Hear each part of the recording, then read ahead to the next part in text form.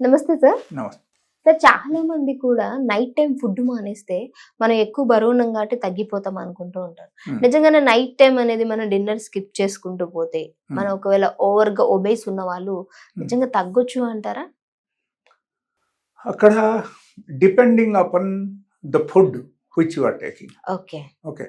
So ఏ type food మనం తీసుకుంటున్నాం దాని మీద డిపెండ్ అవుతుంది. Okay. Suppose let us say morning to afternoon వరకు మీరు కంప్లీట్గా హై కార్బోహైడ్రేట్స్ ఫుడ్ మనం తీసుకుంటే ఉంటాం. అండ్ రాత్రిపూట మనం స్కిప్ చేస్తాం. ఓకే. ఎలా ఉంటే కూడా తగ్గదు. అండ్ ఇన్ కేస్ తగ్గినా సరే కూడా వాళ్ళకు ప్రాబ్లం కూడా స్టార్ట్ అయిపోతుంది. ఓకే. సో ఎలా చేయకపోవడం మంచిదే. But if you are doing fasting in every 1 week interval, so that is much better. Fasting is very much helpful, and it should be complete fasting.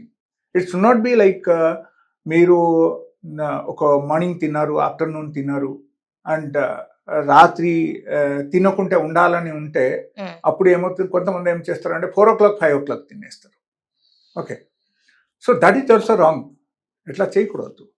So fasting చేస్తే complete 24 hours ఒకరు fasting చేయాలి. And with water చేయొచ్చు, without water కూడా చేయొచ్చు. And ఎప్పుడైనా సరే ఇప్పుడు summer season ఉంది కాబట్టి I will suggest to do first with water.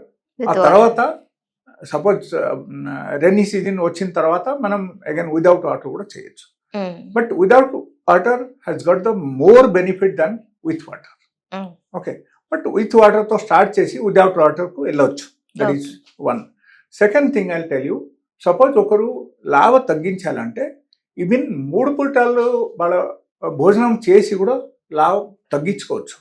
But diet pattern, selective diet pattern మనం తీసుకోవాలి.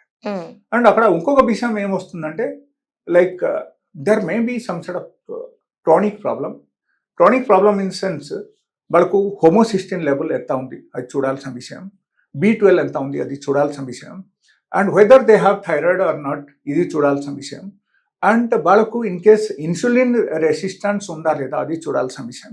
So it depends upon the patients. Okay. వాళ్ళ బట్టి మేము నార్మల్గా ఆల్ దీస్ పారామీటర్స్ మేము చూసి అకార్డింగ్లీ మేము సజెస్ట్ చేస్తాం. సపోజ్ లెట్ అస్ సే ఒకరికి B12 డెఫిషియన్సీ ఉంది, that is the reason he's getting obese, అంటే లావ్ అయిపోతూనే ఉన్నారు. అప్పుడు ఏమవుతుందంటే like 100% we have to recovery that B12 deficiency. Recover చేస్తేనే అప్పుడు మాత్రం మనకు 100 to 100% అగైన్ డెవలప్మెంట్ స్టార్ట్ అయిపోతుంది. లేకపోతే B12 డెఫిషియన్సీ ఉన్నప్పుడు ఇన్ కేస్ మీరు సపోజ్ దానికి ట్రీట్మెంట్ తీసుకోకుండా మీరు అన్ని రకాల ప్రయత్నం చేశారంటే కూడా కుదరదు. అండ్ B12 డెఫిషియన్సీ ఉంటే లైక్ కొన్ని సప్లిమెంట్స్ కూడా ఉంటాయి, సప్లిమెంట్స్ తీసుకోవచ్చు. But I will tell you like B12 deficiency ఉన్నప్పుడు నార్మల్గా for non vegetarian it is different. Okay. ఎందుకు వాళ్ళకు వచ్చిందని అక్కడ క్వశ్చన్ వస్తుంది.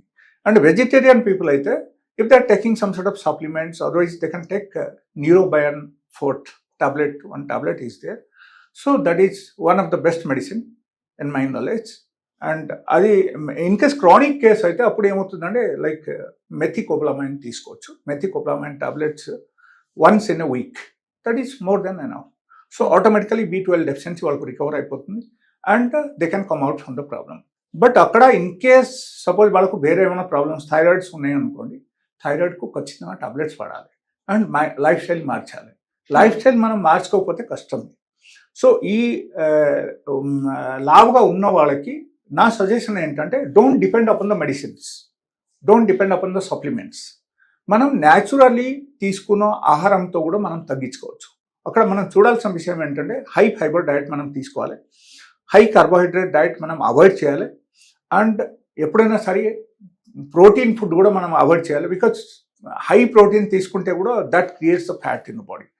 సో హై ఫ్యాట్ డయట్ మనం తగ్గించాలి.